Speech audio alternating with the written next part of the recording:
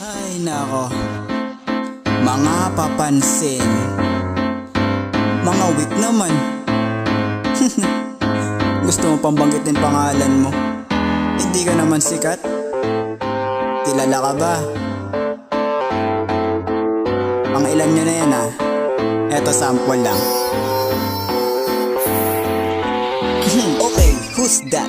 Who's that Jejemon? Medyo makapal mukha niya na samin maghamon. O sige, taga Davao ka, anong pake ko dun? Ang tirahin sa Promillas, hindi po pwede yun.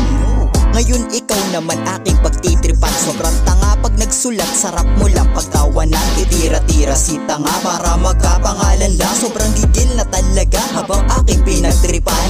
Ouch! Ang sakit, bakit di pa tanggapin? Idol mo din si Hambog, kaso ayaw kang pansinin. Isipin mo, basbasado kami ni Idol pare. Inggit ka lang kasi sa All-Star di ka dun nasali. Kaya magpapansin at puro dis na lang palagi. Kasi sa puso niya panay inggit ang naghahari. Kaya pala, sa crew din estilo mo. Kami daw ang gaya-gaya din kayo. At balik ako, tiktoker ka, ha, patawa. Ang yabang mo mandis, tas babebe ka pala. O sige, damay na, ang umo mong kasama. Imbis na katakutan, kami ay napatawa. Huwag kayo dito na mag-inaso, lalo na kung dipinyo ay nasa baba. Tas balita ko, asawa mo, napakataba. Kahit di mo sampalin, mukha niya ay magamaga. Sobrang ngongo pag nandis, kami ay tawang-tawa. Mabalas si Kandurako, sa inyo plema na. Boses ngongo talaga, sakit lalamunan niya. Tangina, pasalamat kayo at nababagot.